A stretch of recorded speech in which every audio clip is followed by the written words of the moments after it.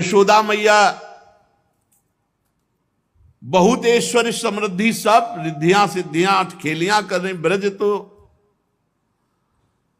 यहां रिद्धियां सिद्धियां अठखेलियां कर रही, कौन पूछता है। अवस्था डल गई थी नंद बाबा की, चौथापन था, और ब्रजवासी बाबा की इस दशा को देख के सह नहीं पा रहे थे।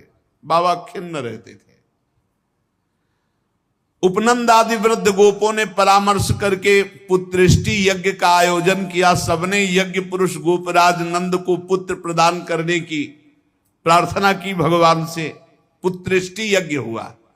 जैसे महाराज दशरथ जी की अवस्था डल चुकी थी तो श्रृंगी ऋषि ने पुत्रेष्टि यज्ञ करा, उससे खीर, फिर भगवान 4 रूपों में प्रकट हुए, राम लक्ष्मण भरत शत्रुघ्न। पुत्रेष्टि यज्ञ का अनुष्ठान हुआ नंद बाबा के यहां। अब उच्च कोटि के ब्रह्म ऋषि वेद ध्वनि आकाश में मुखरित हो रही थी।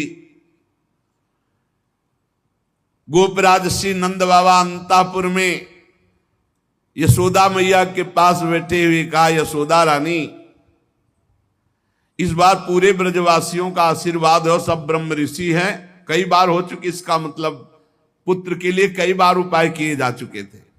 इस बार फलस्वरूप में मेरे पुत्र होगा। मन में बड़ी कामना है, मेरा विश्वास है ये जो यज्ञ हो रही, चूंकि ब्रजवासियों का आशीर्वाद है और ब्रह्म ऋषि जन बड़े महिमाशाली हैं, पर मेरे मन में एक उदासी छा जाती कि कर्म से ऐसा पुत्र नहीं होगा जैसा मैंने एक स्वप्न देखा है। ये कर्म जनित तो नहीं हो सकता।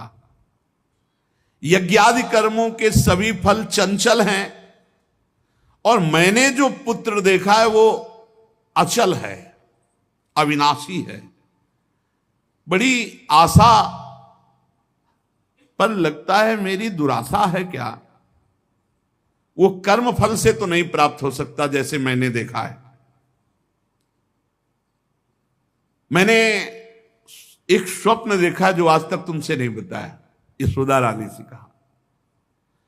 भगवान नारायण भी उतने सुंदर नहीं जैसा वो बालक सुंदर मुझे स्वप्न में दिखाई दिया। मुझे ऐसा लगता है कि त्रिभुवन में कोई है नहीं सुंदर। एक बार जिसके हृदय में वो प्रकट हुआ उसको कोई आकर्षित कर सके ऐसा त्रिभुवन में नहीं।